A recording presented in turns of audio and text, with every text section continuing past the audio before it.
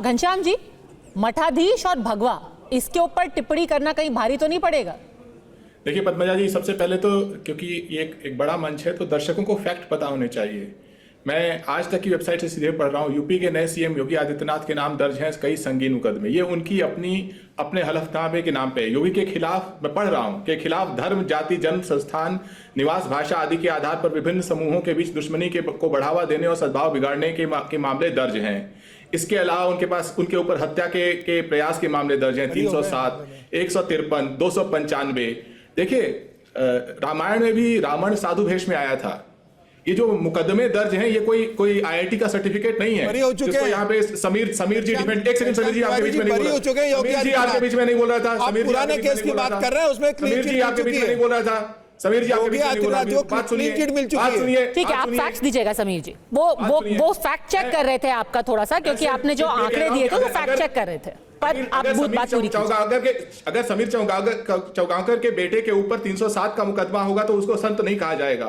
153A का मुकदमा होगा तो संत नहीं कहा जाएगा। 295 का मुकदमा होगा तो संत नहीं कहा जाएगा। तो जिस व्यक्ति के ऊपर इतने सारे मुकदमे जो उसने खुद दायर किया है, जिसको मीडिया ने छापा है, तो अचानक से समीर चौगांकर कहें कि बटेंगे कटेंगे कहने वाला व्यक्ति संत है, मैं नहीं मान सकता, महाराष्ट्र की जनता नहीं मानती। और यहां पर बैठ करके जो पार्टियां बाला साहब ठाकरे के पीठ में छुरा घोंप करके, शरद पवार के पीठ में छुरा घोंप करके, उनका मुखौटा लगा करके, उनकी पार्टी छीन करके, उनका सिंबल छीन करके, वो नकली पार्टियां यहां पर सोच रही हैं कि महाराष्ट्र के लोग जो खुददार होते हैं वो उनको वोट दे देंगे और ये इस तरह के नफरती भाषण बटेंगे तो कटेंगे की बात सुन लेंगे। वो स्वयं को धोखा दे रही हैं। उत्तर प्रदेश में जनता ने दिखाया है जब इनका बटेंगे तो कटेंगे क्या मतलब होता है।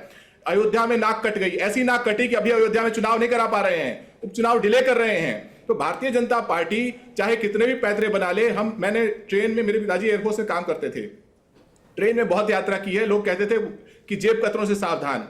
मैं देश के लोगों से कहना चाहता हूं, वोट कतरों से सावधान। ये कहेंगे बटेंगे तो कटेंगे, कभी कहेंगे अच्छे दिन आएंगे, कभी कहेंगे कि 2 करोड़ रोजगार देंगे, कभी कहेंगे 15 लाख रुपए देंगे। ये सारे लोग वोट कतरे हैं। ये सिर्फ आपका ध्यान भटका करके आपका वोट चुराना चाहते हैं ताकि अंत में वही चुनिंदा पूंजीपतियों की संपत्ति को बढ़ा सके और महाराष्ट्र के प्रोजेक्ट गुजरात ले जा सके। ठीक है समीर जी, आप फैक्ट चेक कर लीजिए, फिर कृष्णा हेगड़े जवाब देंगे घनश्याम तिवारी का।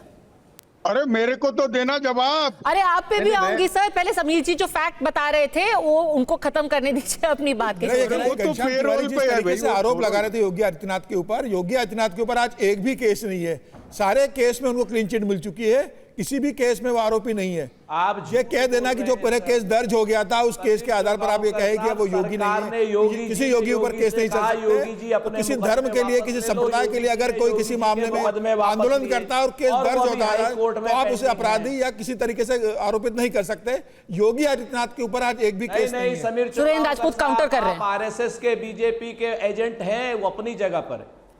मैं आपको बताऊं, योगी जी ने योगी जी से कहा योगी जी के केस वापस ले लो। योगी जी ने योगी जी के सारे आपराधिक केस वापस ले लिए और वो सारे के सारे केस अभी हाई कोर्ट में पेंडिंग है कि वापस होंगे कि नहीं। लेकिन योगी जी ने अपने केस वापस लिए, ये बात समीर की सही है।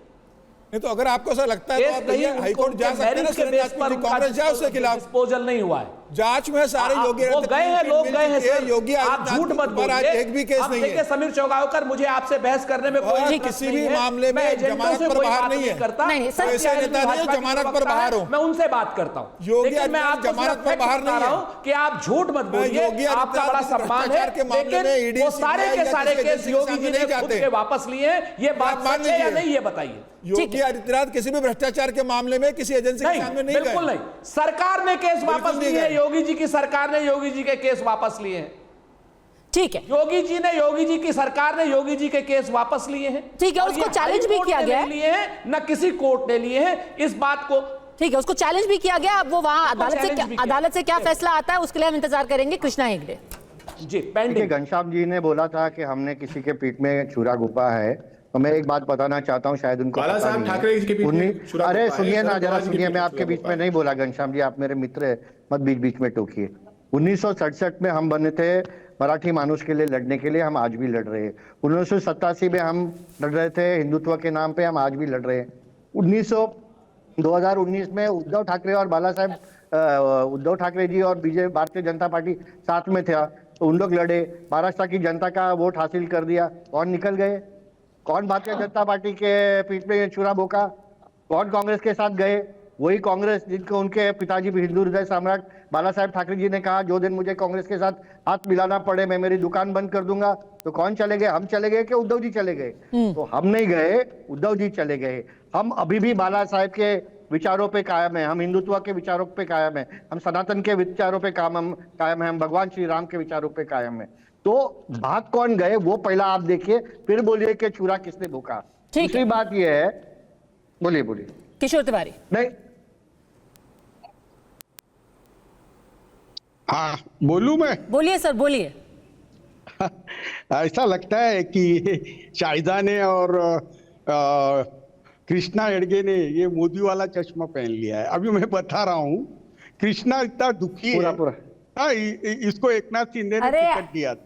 अरे मेरे को बोलने आप- देना। दुखी बीजेपी लग वाले रहा हूँ ने क्या? मैं तो हंस रहा इसका हूँ यहाँ टिकट चुरा लिया है।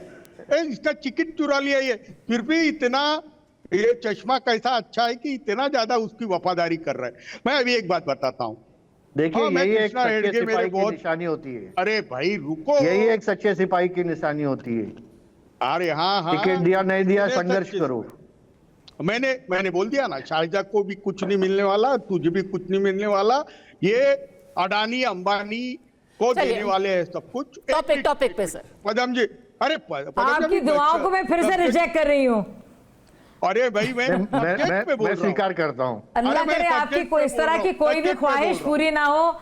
अल्लाह करे आपकी बद्दुआ कभी पूरी ना हो। अरे मैं अल्लाह करे जो subject आपने कर रहा दुआ हूँ। दी है वो ठीक है जो किशोर जी, actually में किशोर जी बद्दुआ क्यों है, क्यों वो आप कभी बार बार पूरी चढ़ा ना रहे हैं हो। शाजिया और मेरी कृष्णा अल्लाह से हेगड़े दुआ को? है। लूं। चलिए मुद्दे पे अरे बोलिए मैं पूरा कर लूं, पूरा मैं जरा पूरा कर लूं,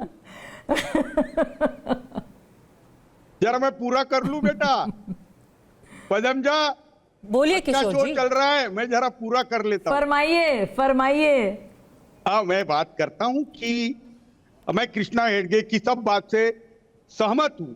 अगर हमने हिंदुत्व छोड़ा होगा, अगर अडानी और मोदी शाह की तानाशाही का विरोध किया होगा और महाराज मराठी मानुष के हित में काम नहीं कर रहे होंगे तो किसने हमें वोट नहीं देंगे।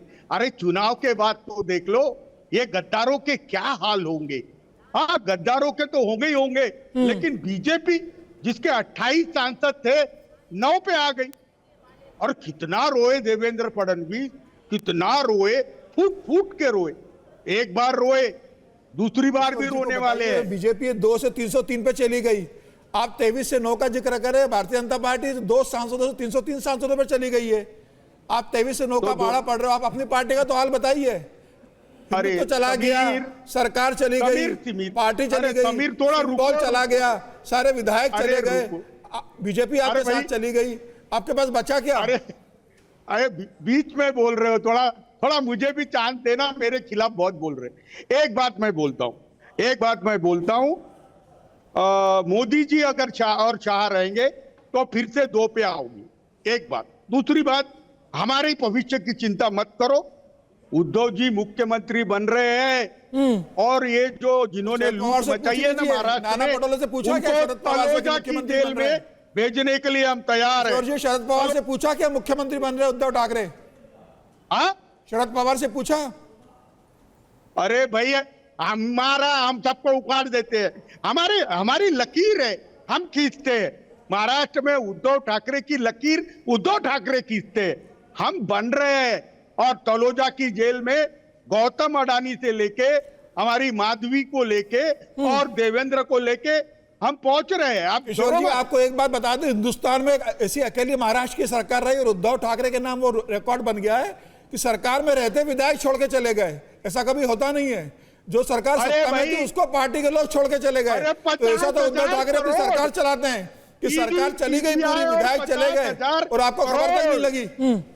समीर, ईडी सीबीआई और 50,000 करोड़ अरे 50 करोड़ अभी ठीक है। कहेंगे 200 करोड़ फिर ठीक है, कह देंगे चलिए। 1000 करोड़। शिवसेना कुछ भी कह शिवसेना दीजिए, यूबीटी आप का कुछ भी कहना कह है कि एजेंसियों का इस्तेमाल एक और करके बात- उन्हें बांटा गया, इसीलिए सरकार को काटा गया।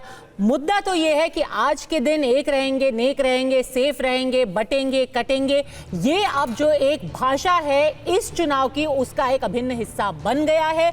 कांग्रेस ने अब फैसला लिया है, इंडिया गठबंधन ने अब फैसला लिया है कि अब वो उसको रिएक्ट कर रहे हैं, प्रबलता से रिएक्ट कर रहे हैं। वोटर के दिमाग में कौन घर कर पाएगा, कुछ दिनों में पता चल जाएगा।